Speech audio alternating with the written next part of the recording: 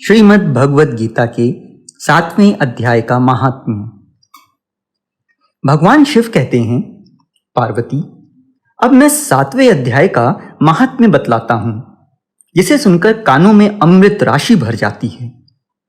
पाटलिपुत्र नामक एक दुर्गम नगर है, जिसका गोपुर बहुत ही ऊंचा है। उस नगर में शंकुकर्ण नामक एक ब्राह्मण रहता था। उसने वैश्यवृत्ति का आश्रय लेकर बहुत धन कमाया, किंतु ना तो कभी पितरों का तर्पण किया और ना देवताओं का पूजन ही। वह धनोपार्जन में तत्पर होकर राजाओं को ही भोज दिया करता था। एक समय की बात है, उस ब्राह्मण ने अपना चौथा विवाह करने के लिए पुत्रों और बंधुओं के साथ यात्रा की। मार्ग में आधी रात के समय जब वह सो रहा था, एक सर्प ने कहीं से आकर उसकी बांह में काट लिया। उसके काटते ही ऐसी अवस्था हो गई कि मणि, मंत्र और औषधि आदि से भी उसके शरीर की रक्षा असाध्य जान पड़ी।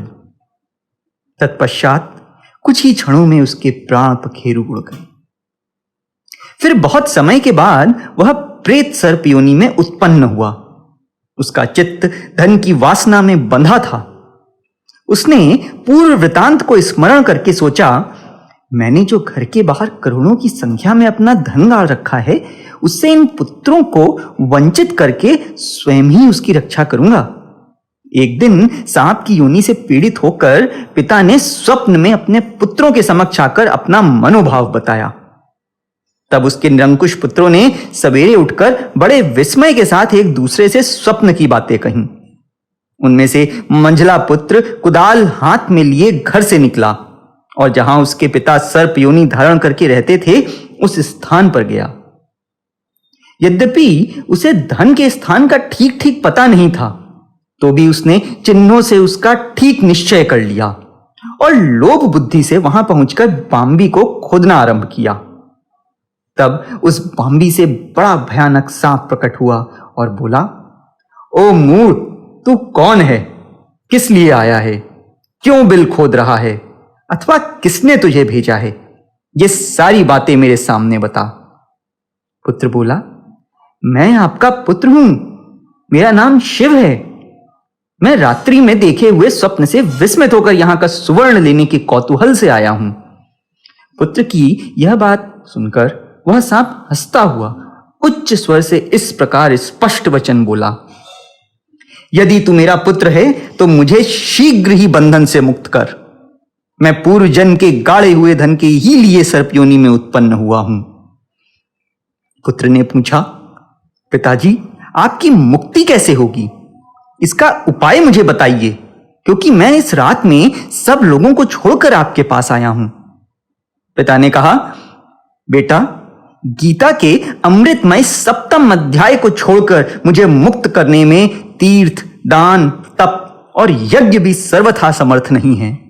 केवल गीता का 7वां अध्याय ही प्राणियों के जरा मृत्यु आदि दुख को दूर करने वाला है। पुत्र, मेरे श्राद्ध के दिन 7वें अध्याय का पाठ करने वाले ब्राह्मण को श्रद्धा पूर्वक भोजन कराओ।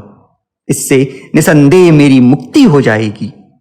वत्स, अपनी शक्ति के अनुसार पूर्ण श्राद्ध के साथ वेद विद्या में प्रवीण अन्य ब्राह्मणों को भी भोजन कराना। सर्प योनि में पड़े हुए पिता के ये वचन सुनकर सभी पुत्रों ने उसकी आज्ञा के अनुसार तथा उससे भी अधिक किया। तब शंकुकर्ण ने अपने सर्प शरीर को त्याग कर दिव्य देह धारण किया और सारा धन पुत्रों के अधीन कर दिया।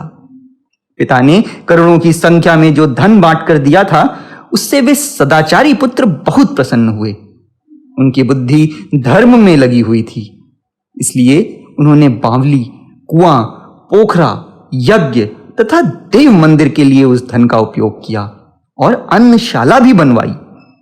तत्पश्चात 7वें अध्याय का सदा जप करते हुए उन्होंने मोक्ष प्राप्त किया। पार्वती, यह तुम्हें 7वें अध्याय का महात्म्य बताया गया है, जिसके श्रवण मात्र से मानव सब पातकों से मुक्त हो जाता है। जय श्री राम, जय श्री राम।